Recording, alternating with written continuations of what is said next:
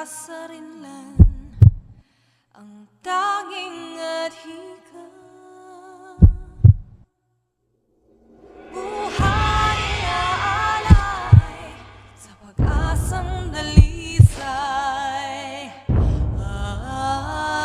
Adios, umahong malaya.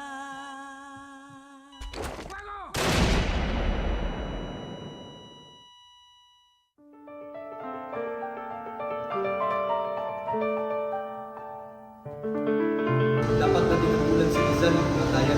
Dapat na. Pati nga mga Indiano, rebelde na sa atin. Mag-isa, balisa, walang kasama. Tulad ako ng lawin, umaawit sa kanyang sarili.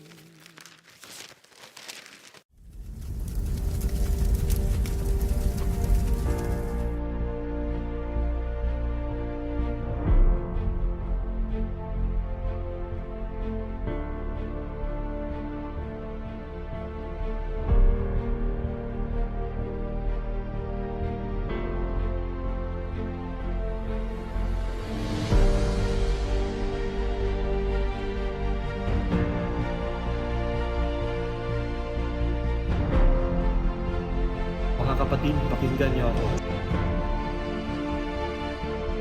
Si Jose Rizal ay isang traitor na pinalikuran ng simbahan. Binawid niya ang kanyang mga sulatin. Sinong Pilipino ang maghahamon ng otoridad ng simbahan? Sino man ang naniniwala sa kasinungalingan ng mga rebelde, mararanasan ninyo ang inyong kahinatnan. Makukondena kayo. Darating din ang araw na papatahimikan kayo. Isang bansang alipin nagdurusa sa ilalim ng mga kamay ng mga dayuhang na pakilalang tagapagdala ng liwanag. Ngunit bakit sa halip ng liwanag, kadiliman ang bumalot sa ating bayan? Tignan mo ang ating lipunan, ang mga Indio gaya ating mga Pilipino na tinuturing na mababa, parang hayop na walang halaga. Ang Peninsulares at Insulares ang pinakataas, hindi dahil sa kanilang talino o kabutihan, hindi dahil lamang sa kanilang dugo,